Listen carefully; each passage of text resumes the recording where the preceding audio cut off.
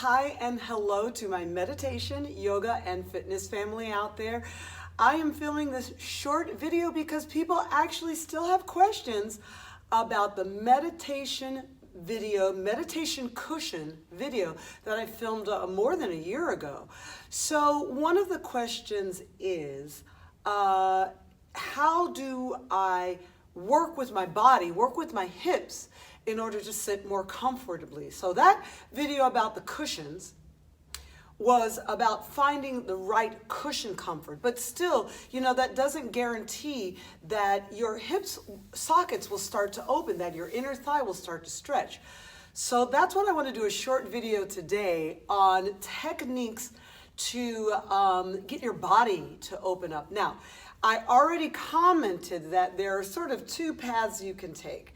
One path is just to sit, and sit with the discomfort, like whatever seat you're in. The way I learned meditation is like once you go boom, boom, that's it. There you are meditating thinking, oh, I wish I had put the other foot on top. I'm sitting a little bit too far this way. Oh gosh, I want to change all these things. Now, the way I learned meditation is like, nope. Once you fold, that's it. Don't move. And there's a lot of discomfort in that technique. But the idea is the longer you sit, the more you sit, your body starts to learn how, learn how to just go 1, 2. That's it. We're there. We've arrived. So that takes a lot of sitting practice. So I recommend that folks sit in their meditation posture when doing other things. When you're watching this video, when you're Facebooking, when you have your laptop and you're working, try to sit in your meditative sitting position. All right, I am currently on my favorite bolster, and I covered this in the first video, and this is the firm and rectangular cushion. And you can get these at places like Yoga Outlet. You can get this firm rectangular style at Gayam, Yoga Outlet, so many distributors. You can find them on Amazon. Firm and rectangular. This is actually pretty much now my favorite.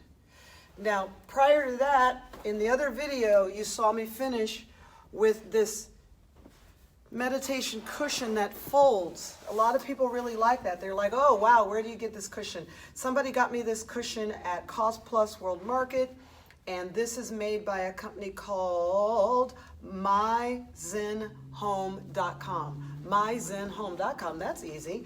Should have put that on the first video. myzenhome.com. Now listen, this is what's wonderful about this, is it can actually become something lower, flatter. It has this folding piece. You look at it from the side. This is higher. So for folks who are uncomfortable sitting, this is actually what you want. And what I like about it is that my ankles, there's something for my ankles.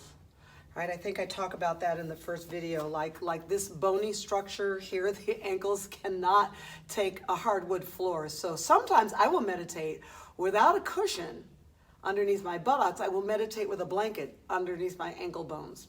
Something to think about. Now, you'll notice how this is pitching me forward. I'm going to turn sideways so that you can see. This is important for the folks who want to open up their hip sockets.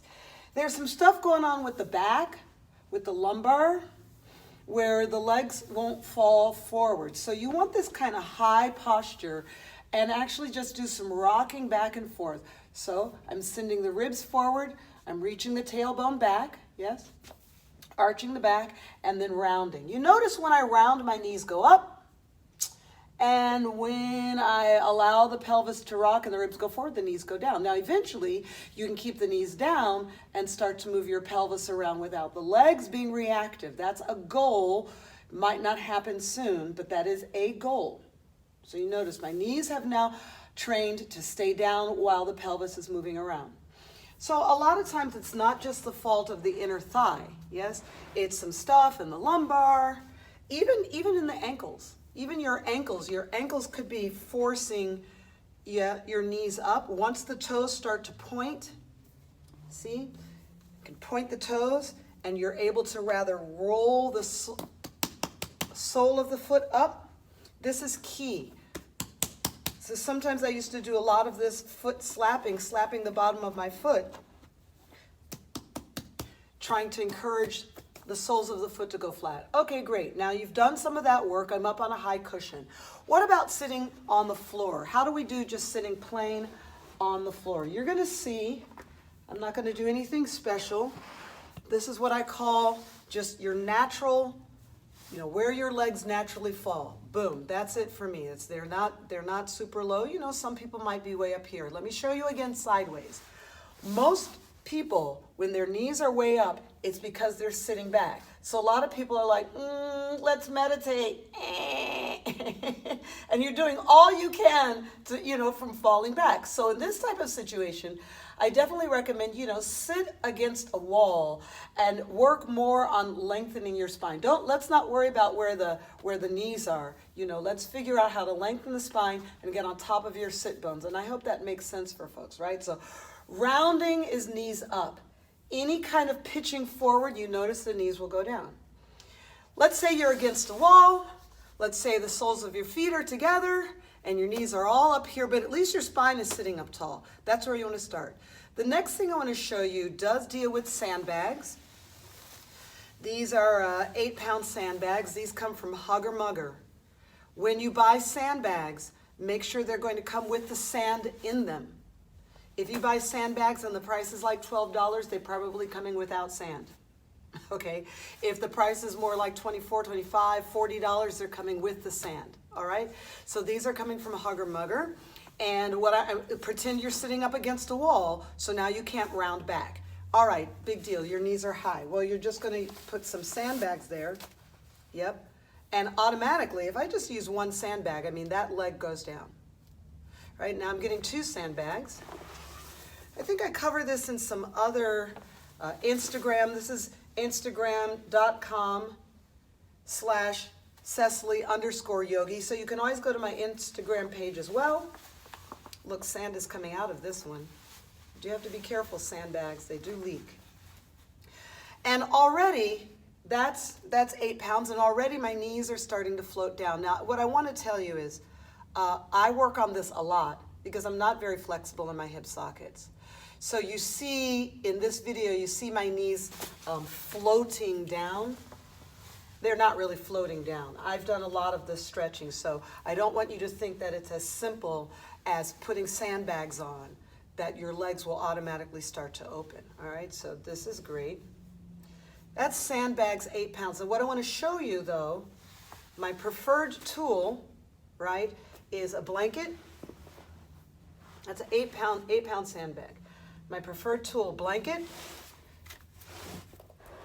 Yeah, bring out the big stuff.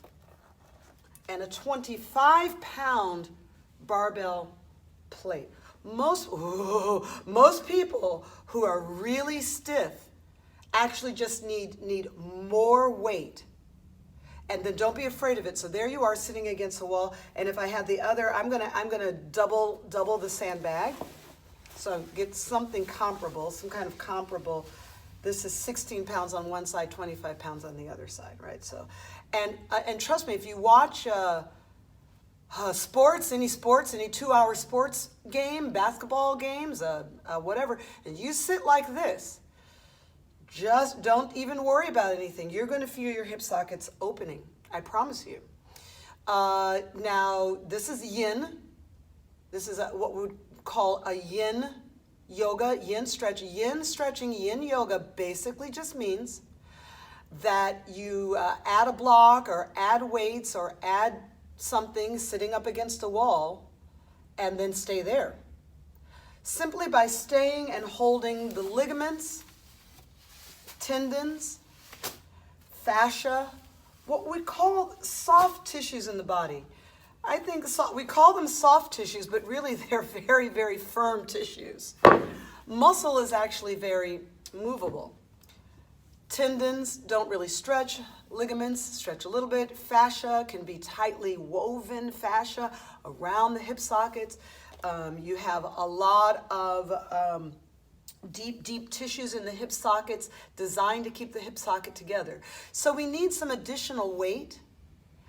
Also, if you go to my Instagram page, you will see that I will work out with dumbbells. You know, I will do all sorts of strength training exercises in my meditation position. Yeah. So I'll find my meditation position and do some other kinds of dumbbell work, because the more I move the upper body around, the more the meditation seat will stay. Now, I hope this has been helpful to you.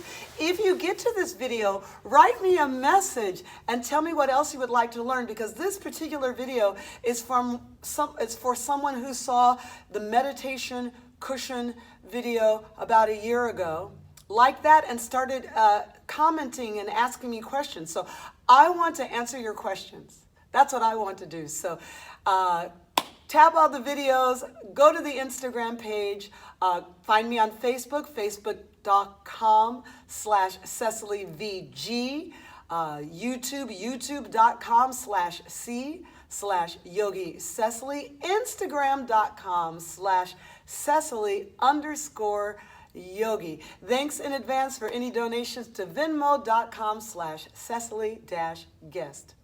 See you soon.